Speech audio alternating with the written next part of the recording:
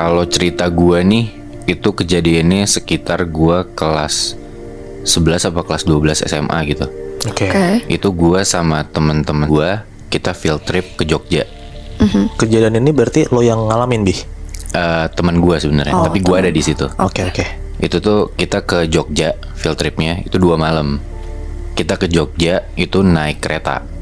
Sampai di sana destinasi pertama tuh Gua Pindul. Lo tau Gua Pindul gak sih? Enggak. Pernah dengar tapi nggak tahu. Jadi Gua Pindul tuh tempat wisata di Jogja. Gue lupa sejarahnya kayak apa. Tapi guanya tuh bawahnya air. Oke. Jadi kayak kalau lu mau masuk ke Gua Pindul itu lu kayak naik pelampung hitam gitu kayak di waterboom. Oke. Nah lu naik pelampung itu ngelewatin si goanya. Oh, Jadi iya, goanya tahu, nggak tahu, kering. Itu kita di Gua Pindul siang sampai sore bahkan hampir maghrib lah. Oke. Itu destinasi pertama. Kita udah selesai dari Gua Pindul. Habis itu kita naik bus tuh. Kita naik bus ke homestay kita. Nah busnya tuh 2. Nah gue di bus A, terus ada teman-teman gue di bus B, jadi 2 gitu. Nah terus gue dikasih tahu nih sama teman gue di bis sebelah yang gue nggak di sana, kalau di bis itu ada cewek, dia teriak nangis-nangis. Oke. Dia bilang kalau matanya nggak bisa melek. Nah ternyata itu temen gue namanya Nindya. Itu Nindya tuh masih sadar, jadi kayak dia sadar bisa ngomong, teriak-teriak, nangis-nangis, tapi dia ngomong gue nggak bisa melek. Tapi matanya Tolongin melek. gue, matanya nggak melek. Jadi sambil merem tapi teriak-teriak, Oh, iya, teriak-teriak nangis, gue nggak bisa melek, tolongin gue. Nah, terus selama perjalanan itu dia teriak-teriak, nangis-nangis segala macem. Begitu mau nyampe di homestay, tiba-tiba si Nindya itu tuh diem. Masih di bis tuh posisi. Masih di bis posisinya, di mukanya ditepok-tepok gitu kayak bangun-bangun, gak nyaut. Teman-temannya panik dong. Terus pas dicek, tapi nadinya tetap ada gitu loh. Oke. Jadi ya masih aman lah. Iya. Nah terus akhirnya udah sampai ke homestay-nya. Terus Nindya tuh digotong sampai ke dalam rumah.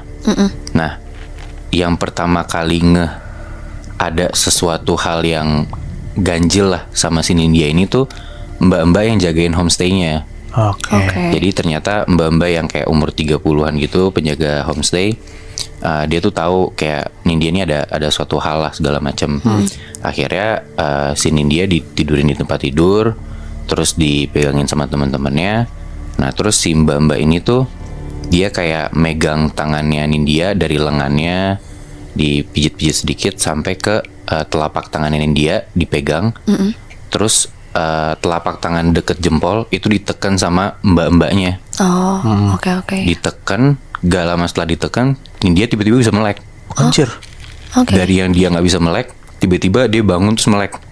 Nah di situ Nindya udah bisa melek lah, udah bisa bangun. Nah tapi setelah kejadian itu, tingkahnya Nindya ini jadi berubah gitu. Dia jadi pendiam, diajak ngomong tuh nggak mau.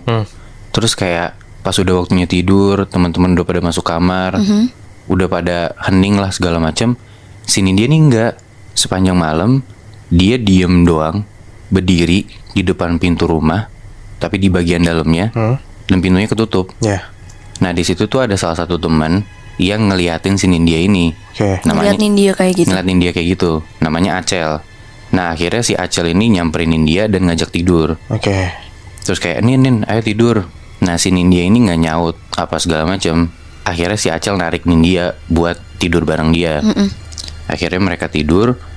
Terus mereka tidur kasur gitu kan.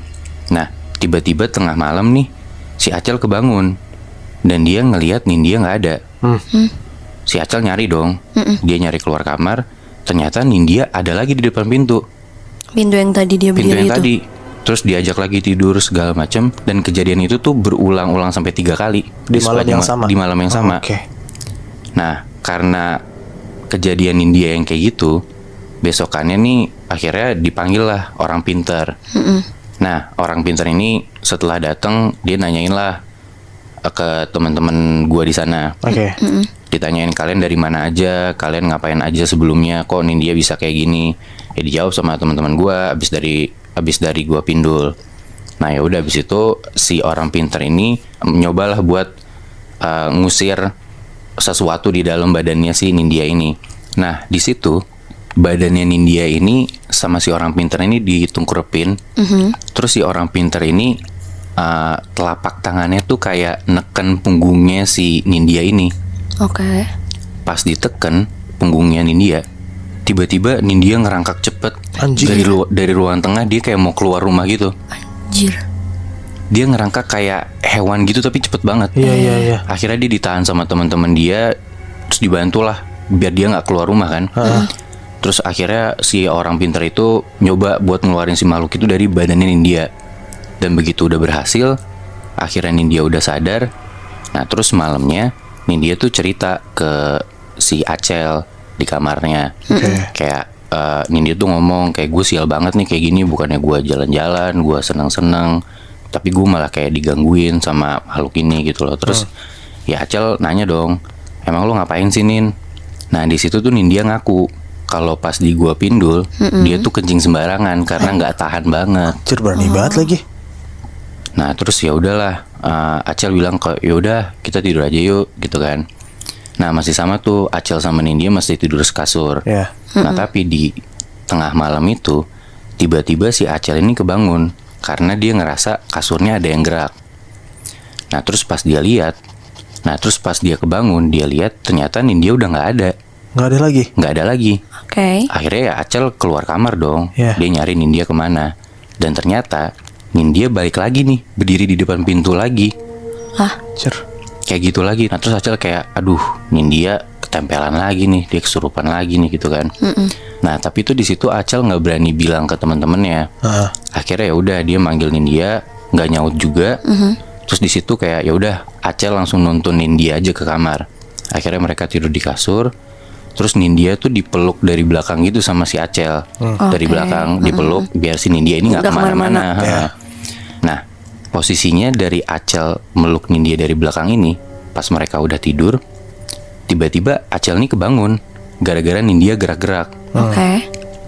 Nah pas Acel melek, dia tuh ngeliat Nindya tuh muter balikin badannya ke arah Acel. Anjir. Dan ternyata Nindya melek. Anjing. Berarti pas Acel melek, Nindya udah melek ngeliatin Nindya Acel udah melek. melek ngeliatin Acel. Anjir, kaget banget. Acel takut kan. Cuman karena Acel nih nggak berani bilang ke siapa-siapa, akhirnya udah dia cuman diem. Terus dia langsung balikin badannya ngebelakangin Nindya. Oke. So udah dia kayak nyoba tidur. Nah besokannya di hari mereka mau pulang itu, pagi-pagi tuh si Acel ngeliat Nindya tuh jadi diem lagi. Kayak masih ada yang janggal sama Nindya gitu loh. Nah akhirnya mereka semua balik. Mereka ke stasiun Lempuyangan, mau balik ke Jakarta. Nah di stasiun itu si Nindya nih kayak misah dari rombongannya gitu loh. Kayak menyendiri gitu. Terus tiba-tiba di situ Acel ngeliat Nindya nih lagi bengong di pinggiran peron stasiun itu. Jadi kan kayak peron sama relnya itu kan jauh beda tingginya gitu kan. Kayak peronnya di atas, relnya di bawah gitu kan. Nah tiba-tiba si Acel ngeliat Nindya lagi bengong di pinggiran peron. Dan tiba-tiba Nindya jatuh ke relnya. Anjir. Orang-orang panik dong. Kayak orang-orang gak cuma rombongannya doang, kayak orang-orang di sana juga kayak ngeliatin kayak Nindya jatuh gitu kan. Terus orang-orang pada datang ngerubunin si Nindya. Terus pas teman-teman yang ngeliat dari peron ke bawah, ternyata Nindya ini di atas lintasan rel, yang batu-batu sama jalanan rel itu, dia ngerangkak cepet kayak yang kemarin gitu loh. Yang pas dia kesurupan. Dia ngerangkak cepet. Terus kayak di situ heboh banget, orang-orang pada kayak ngejar Nindya buat megangin dia, nahan segala macem. Terus di situ tuh di saat orang-orang bantuin itu, ternyata untungnya ada satu orang yang bisa ngebantuin atau kayak nanganin hal-hal kayak gini. Di situ tuh ada bapak-bapak gitu, satu orang. Nah akhirnya di stasiun itu si Nindya nih dicoba buat dikeluarin tuh makhluk itu dalam badannya Nindya. Terus bapak-bapak ini megang jidatnya Nindya, diteken. Terus bapak-bapaknya kayak ngeluarin gestur ngebuang sesuatu gitu loh.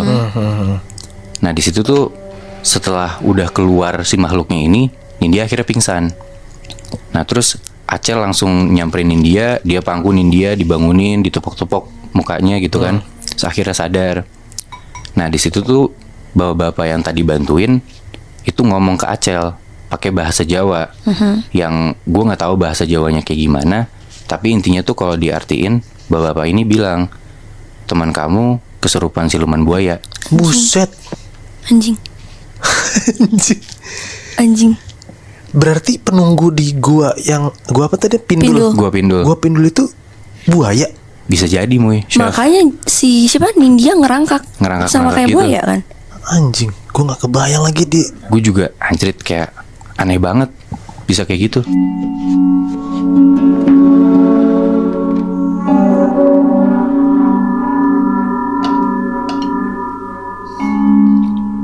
Jadi kejadiannya itu dialamin sama temen gue, namanya Lala pas kita kelas 6. SD ya? Iya, SD. Lala namanya. Lala, ya. Oke. Jadi waktu itu sekolah gue, kita ada kegiatan pesantren kilat untuk selama 3 hari 2 malam. Dan nginepnya emang di sekolah gue. Oke. Nah, di sekolah gue itu emang ada pohon yang terkenal angker. Dan guru-guru di sekolah gue pun juga emang mengiyakan gitu keberadaan pohon itu. Nah, pohon ini tuh pohon rambutan. Oh, pohon rambutan tuh angker ya? Nah, gue nggak tahu, kan itu terkenalnya di sekolah gue. Pohon rambutan itu angker yang ada di sekolah gue. Oke. Nah, si pohon ini posisinya itu emang kelihatan dari kelas gue. Kelas gue itu tempat gue nanti tidur nih sama teman-teman gue pas buat pesantren kilat. Oke. Dan itu posisi kelas gue itu di lantai 2 paling pojok. Oke. Nah, gua tuh sebenarnya nggak pernah benar-benar tahu tentang pohon ini itu angker atau enggak sampai akhirnya di hari pertama malam itu kita pesantren kilat, ada teman gua nih yang Lala tadi gua bilang itu, dia itu cerita tentang pohon ini.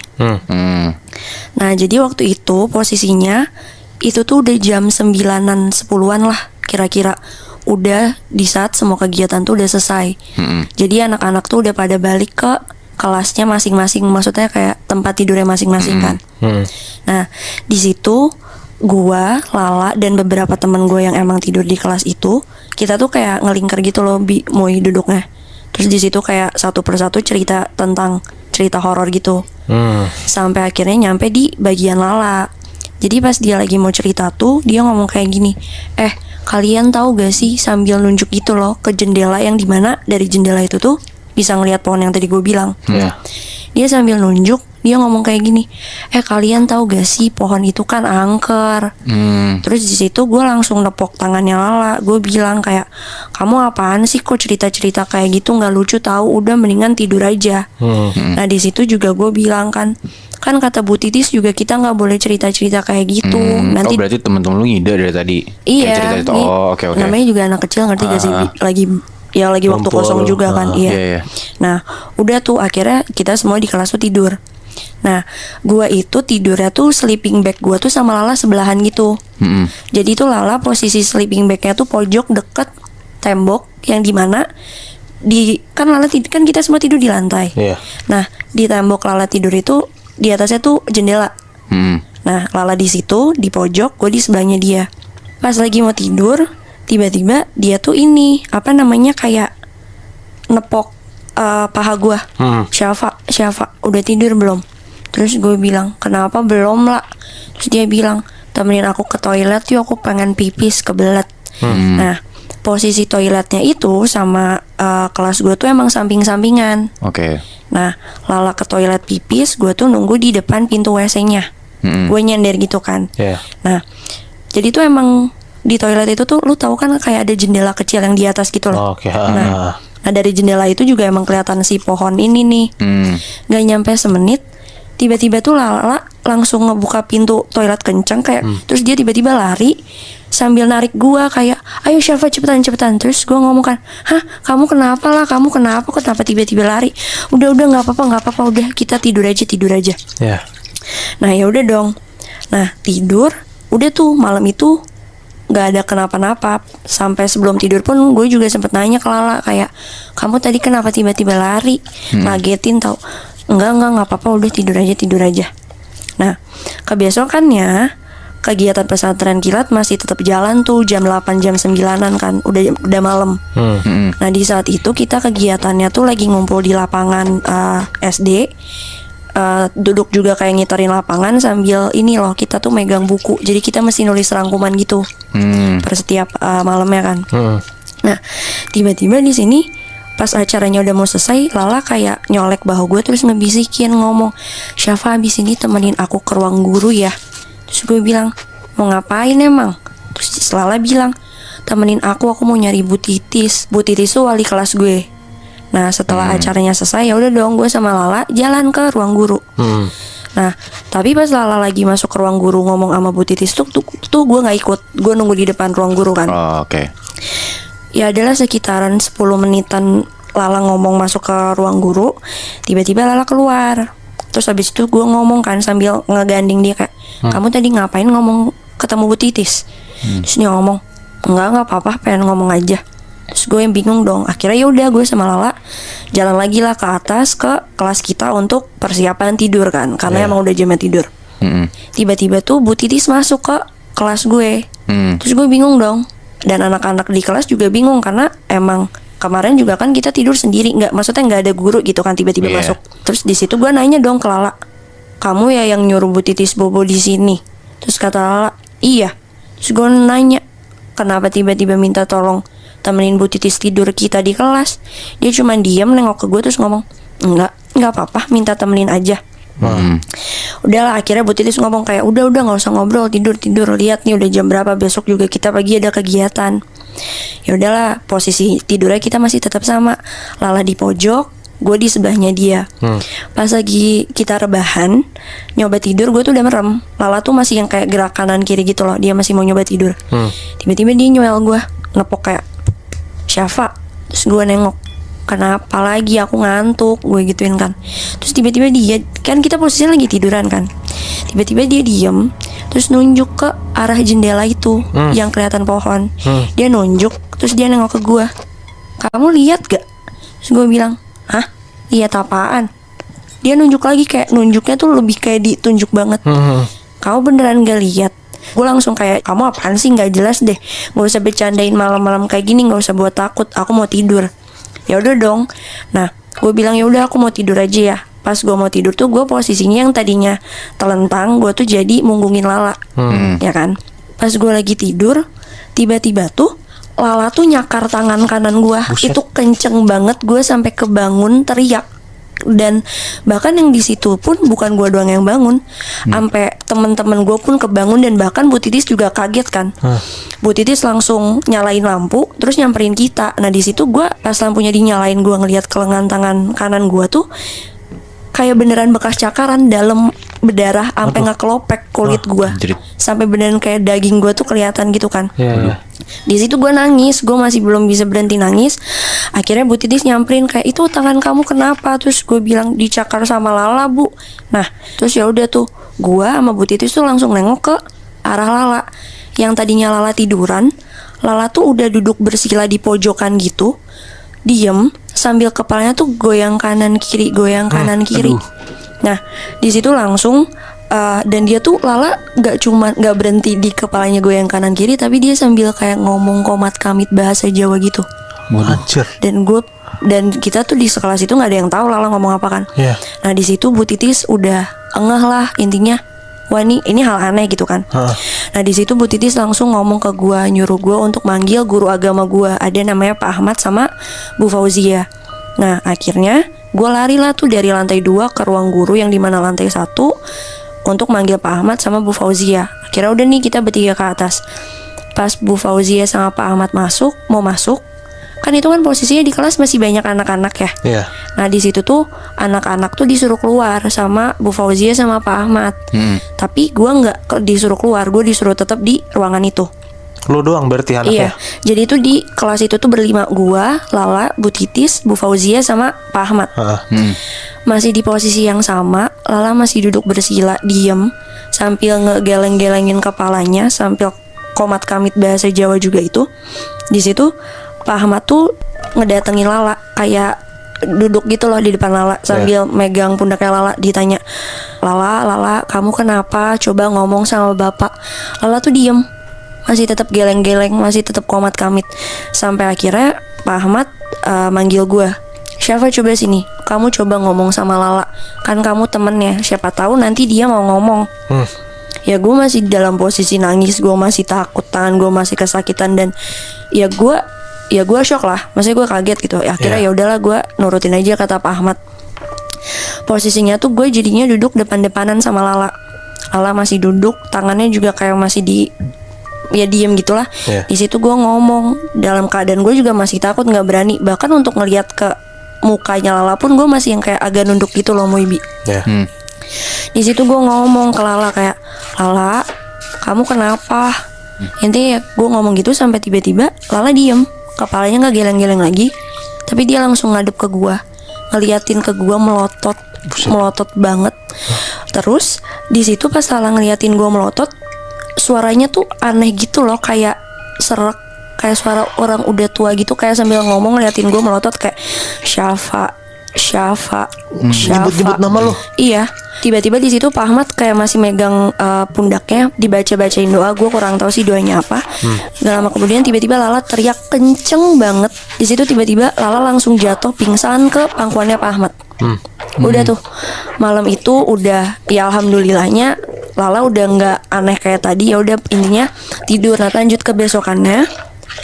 Itu tuh udah jam 8 pagi lah, kita mau kegiatan pagi. Yang anak-anak lain pada ngumpul di lapangan untuk melanjutkan kegiatannya. Gue sama Lala dipanggil berdua untuk ke ruang guru. Gue nggak tahu kenapa. Sampai di sana, intinya tuh di situ tuh berlima sama ada satu, jadi berenam kan sama kepala sekolah gue. Oh, berlima orang tadi sama satu kepala sekolah. Berenam tuh ngomong. Intinya tuh kayak gue duduk berdua sama Lala, kanan kiri depan gue tuh guru-guru. Nah di situ gue nanya dong kayak, kenapa Bu dipanggil ke sini? Di situ Bu Titis ngomong, coba ngomong ke ibu, ini Lala kenapa bisa kayak gini? Kalian ngelakuin yang aneh-aneh gak? Terus di situ gue ngomong lah, oh iya Bu, waktu itu pas malam pertama sebelum kita mau tidur, kita cerita-cerita serem gitu. Terus Lala nunjuk-nunjuk pohon yang depan sekolah itu loh Bu. Nah di situ guru-guru tuh udah kayak saling lihat-lihatan gitu loh, kayak mereka ngerti sesuatu lah. Nah akhirnya di situ Bu Fauzi yang ngomong ke Lala sambil megang dengkul Lala kayak, ayolah coba cerita ke ibu apa yang sebenarnya kejadian. Nah di situ Lala cerita, akhirnya ternyata tuh banyak kejadian aneh yang dialamin selama lagi pesantren kilat. Kejadiannya yang pertama itu, ingat gak yang gue bilang yang pas dia dari toilet yang tiba-tiba dia langsung lari narik gue? Ternyata tuh kata Lala, dia tuh pas lagi di dalam toilet, dia tuh ngelihat dari jendela kecil yang di atas dinding itu, dia tuh ngelihat ada mata merah ngeliatin dia. Aduh, berinding gue. Maka dia langsung lari kan keluar. Nah kejadian kedua itu pas yang dia nanya ke gue yang sambil nunjuk-nunjuk ke pohon, yang malam-malam ya? Iya, yang Syafa kamu lihat gak? Syafa kamu lihat gak? Kan jawaban gue ya emang gue nggak ngelihat apa-apa kan. Nah ternyata yang Lala lihat itu di atas pohon itu kayak ada kepala cewek, bener-bener cuman kepala cewek doang, melayang, goyang kanan kiri, sambil ngeliatin si Lala. Anjir. Dan kenapa alasan Lala yang nyakar gue sampai berdarah itu, ternyata waktu Lala lagi ngeliatin ke sosok itu tuh, si kepala cewek itu, nah sosok itu tuh sadar kalau misalnya sama Lala tuh diliatin. Nah sosok itu makanya ngeliatin balik ke Lala. Nah pas lagi diliatin balik, si sosok itu tuh kayak yang tadinya kan di atas pohon kan, di luar ruangan dong. Katanya Lala tuh yang Lala lihat tuh sosok kepala itu tuh langsung kayak nyamber ke muka dia gitu loh. Secara cepet. Nah makanya dia nyakar gua sampai berdarah. Anjir. Nah kayaknya tuh itu adalah momen di saat sosok itu tuh mau ngerasukin Lala, mau masuk ke Lala. Nah gua nggak tahu ya sampai sekarang pohon ini tuh masih ada atau mungkin udah ditebang di SD gua, yang dimana SD gua tuh di Jakarta ya PNK, dan itu kejadian tahun 2013. Gua pertama gue nggak kebayang banget di saat ada setan gitu nyamper ke kita. Dan yang setahu gue ya, biasanya kalau misalnya orang kesurupan kan tiba-tiba aja kesurupan gitu. Nah ini tuh si Lala berarti sadar kan, dia kesurupan kan ada disamperin kayak gitu tuh. Anjing, gue gak kebayang banget deh.